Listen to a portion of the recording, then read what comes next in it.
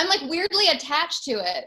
Like I'm gonna like take it apart and I'm gonna like, you know, give it to a kid when this is all over. But like, it's hard for me to not want to like build a shelf of like all the Legos that I made, because I do feel like weirdly proud of it. Wow, Anna, we have so much in common. I too have a shelf dedicated to Lego, so like we could hang out and build Lego sometime. It would be cool. All right, so we're back with everybody's favorite. No, that's actually a lie.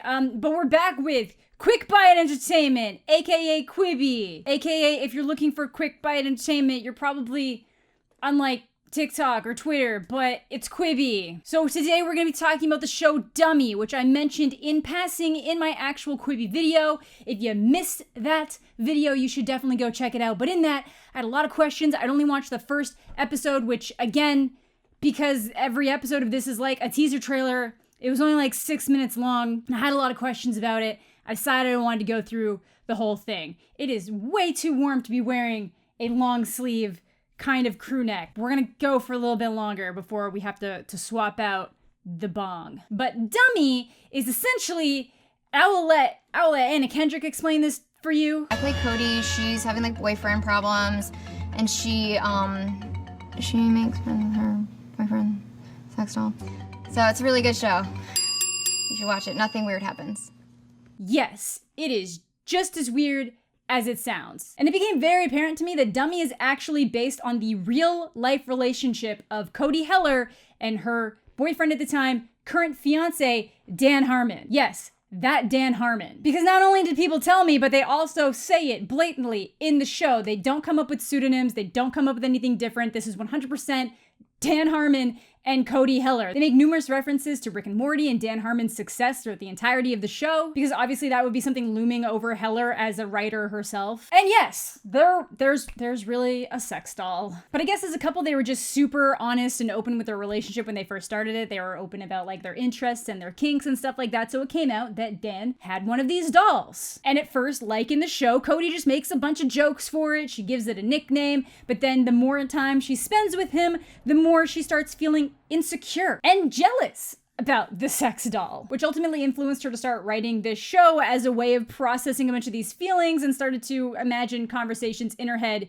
with this sex doll as if it was her writing partner. Now, I guess the show was shopped around and switched up quite a bit. Originally, TBS had picked it up for these 15-minute block episodes that they were looking to do, but apparently they just dropped the entire idea of these 15-minute blocks, and then Quibi said, well, 15 minutes is just entirely too much, so we gotta go sub 10. So Quibi ended up giving Dummy a home, which is pretty par for the course. As I mentioned in that first video, which you should still watch, Quibi is loaded with big names and odd ideas because they're trying to just cash in on anything and everything they can. If a creator that has a big name kind of wanted to do something that other studios just weren't down to try, Quibi was there to fill in that space. It's just working so well for them so far. And I feel bad because I don't inherently blame the creators. I think there's a lot of really great ideas on Quibi that just aren't given the platform to succeed and breathe and be the best versions of themselves because they have to edit themselves down to these little quick slices of entertainment. And I do think that this show is one of those kind of great ideas. This is just the right level of absurdity to really work. Anna Kendrick is an absolute joy in just about everything that she's in. Meredith Hagner actually brings so much charm to voicing this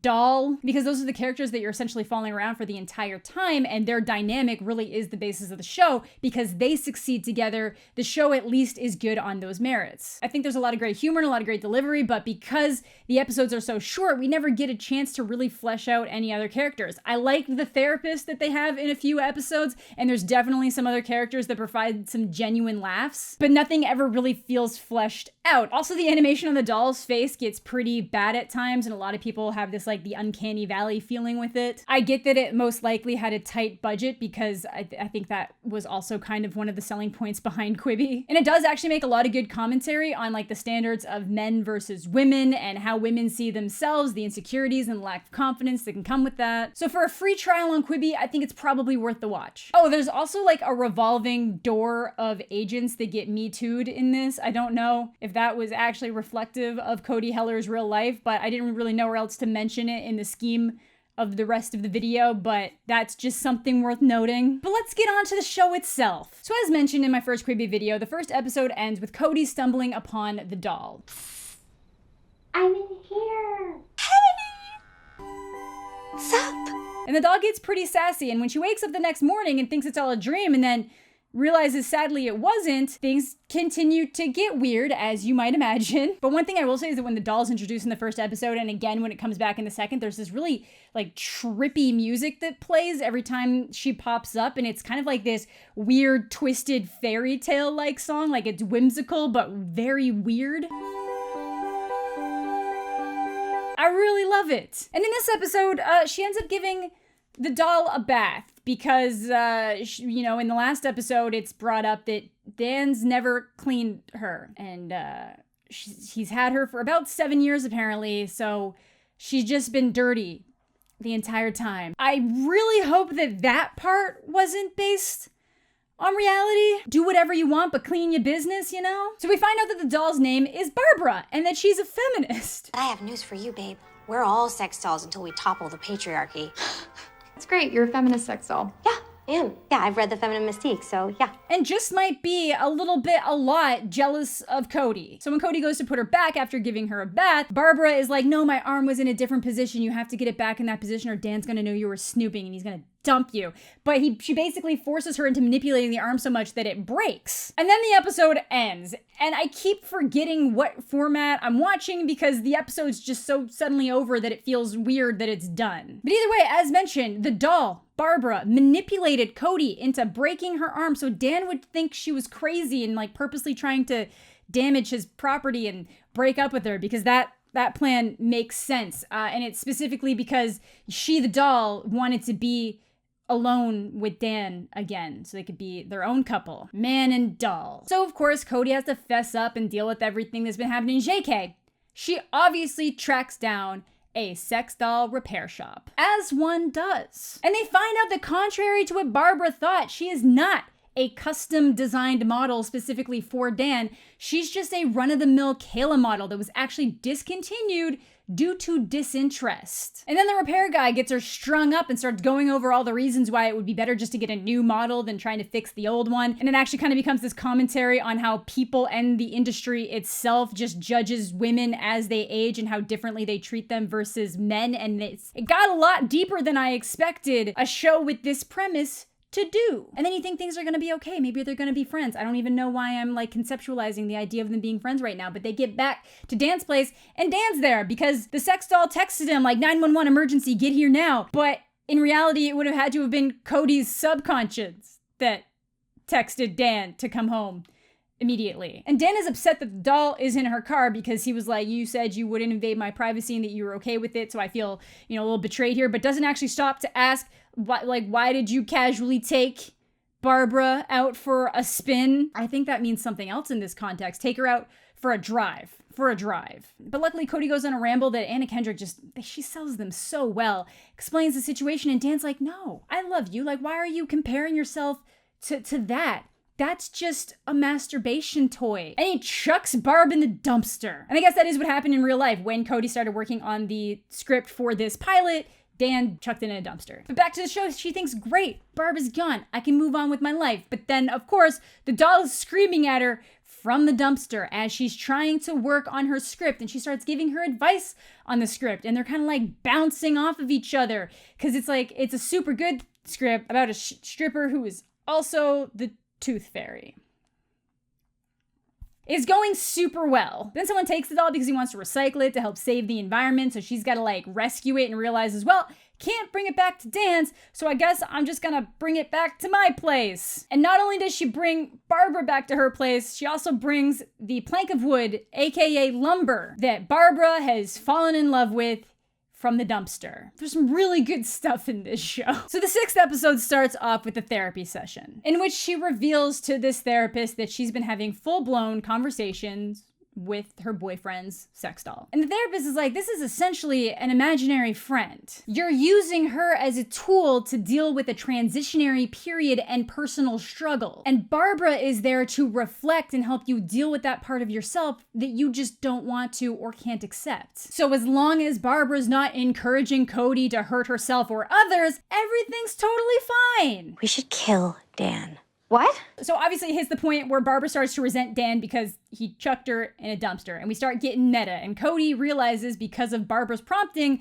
that writing a script about the adventures that her and Barb have together might be a good idea. But first she's like, no way, that's crazy. So Cody goes over to Dan and tries to actually, explain the genuine situation that she's dealing with, where she's legitimately been having conversations with his sex doll, and he just assumes it's for a pilot. And he's like, oh my God, that's hilarious. That's so much better than the stripper tooth fairy thing. You should totally focus on this. And Cody's like, yeah, I guess that's actually a great idea, but Barb's gonna be super mad that I talked about it with you. So she finds a way to make things better by buying her a fancy new hoo-ha that she's been wanting, and then presents it to her like fine jewelry. And if that wasn't weird enough, in the next episode, they decide to go on a road trip, and Barbara had Cody make her a necklace with the old hoo-ha.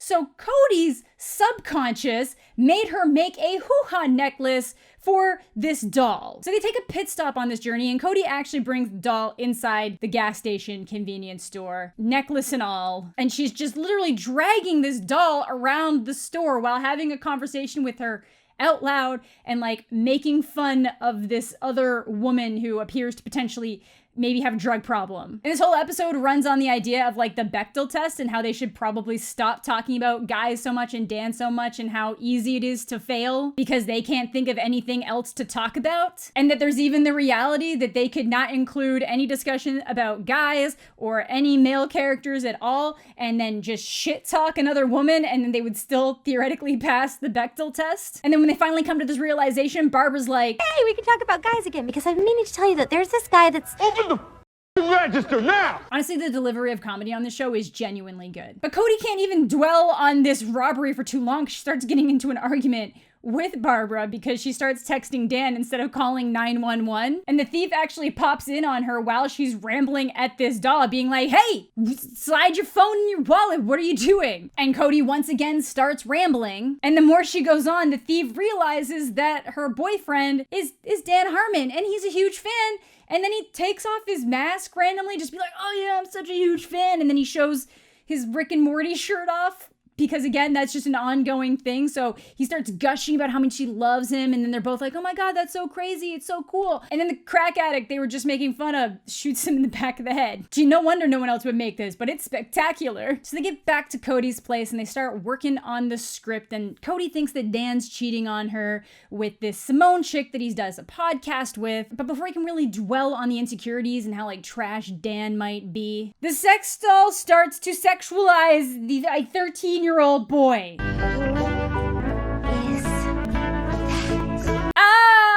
No. Oh my God. No. And Barbara's like, well, I'm only 7, so it's like an older man. No. Ugh. Okay, this is not good at all. And then she's like, look, that's a child. I'm not going to ask that child over to meet you because you're an inanimate. That's no. But then she does. She actually invites the kid over to try to get the kid to use the doll because Barb made her. But she's Barb. So she made her own, you know? So now it seems like she's taking a pass at the kid.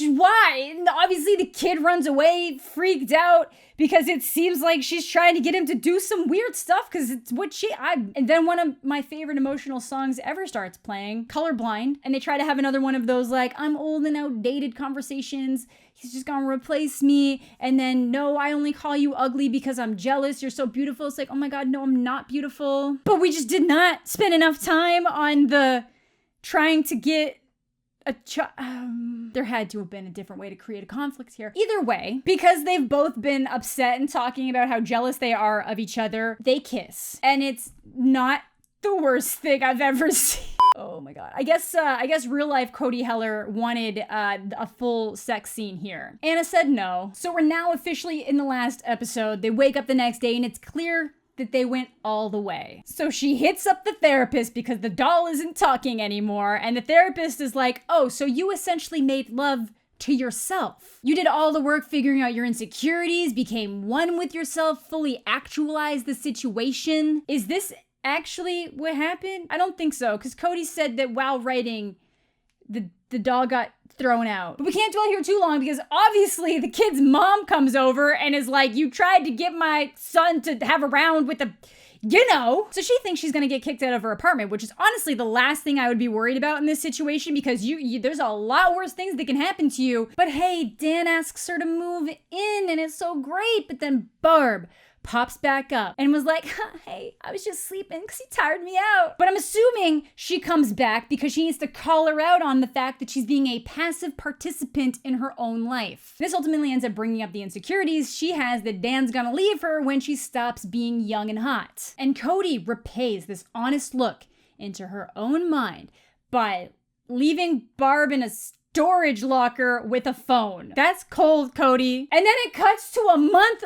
later? What monster do you have to be to leave this inanimate object alone for a month? But this inanimate object has the best intentions because with that phone, Barbara has sent off scripts to Cody's agent, and they actually get a chance to pitch the show. So it cuts to this meeting and the execs walk in with Cody arguing with Barb, except, the doll clearly isn't talking back, but it's fine. Before you can even get going with the pitch, the guy's like, you're Dan Harmon's girlfriend. Yeah. He actually dated me first and was way more in love with me. That guy is such a genius. And then it's over. It mostly kind of felt like a pilot, just chopped up into little segments, because that's kind of what it is. I guess more realistically, it's almost like Cliff Notes for a show. Like, if you really quickly needed to know pretty much everything about an entire series of a show, but you didn't have enough time to actually watch it, so somebody just edited you together all like the big beats. That's essentially what you're getting with this and pretty much everything that's on Quibi. And it's disheartening because there's so much more potential here. I really like the dynamic between Anna Kendrick and the doll. Like, yes, it's completely weird. The face Uncanny Valley stuff is a little bit odd. If it had a budget, it would probably be a little bit better in this situation, but it never quite gets to its level of full potential. There's some great comedy, there's great chemistry between the two leads, as much chemistry as you can bring to acting opposite an inanimate object, but it never feels like it's really giving you enough to think about. These episodes have so little time that it doesn't leave you with any room for interpretation because there's just no time or room for nuance. It is a really great look at learning how to value yourself, not holding yourself to the standards of others, just the overall way that women are viewed in a lot of these positions and the insecurities that brings to them. But sadly, the platform that let it live could potentially be its downfall. So that is going to do it for today's video. Quibi is a pretty interesting show. It has a lot of heart. It's got a lot of good laughs in it. It is very unusual and very weird, but if you haven't redeemed your Quibi 2-week free trial yet, no reason not to do that and give it a shot. It's quirky, but it's got some heart. I still don't think Quibi is remotely worth paying for as a platform when you compare all of the other streaming services that you can have for the same or similar price points. If you guys watched it, let me know what you're thinking down below. I know some people really hated this. I know some people really liked it. Again, I'm just held back by how much I dislike the format. So let me know what you guys are thinking in the comment section down below. Thank you as always to my Patreon supporters. Subscribe to the channel if you're new. Leave a like on the video if you're into that kind of thing. I hope you're all having a fantastic day, and we'll catch you all later.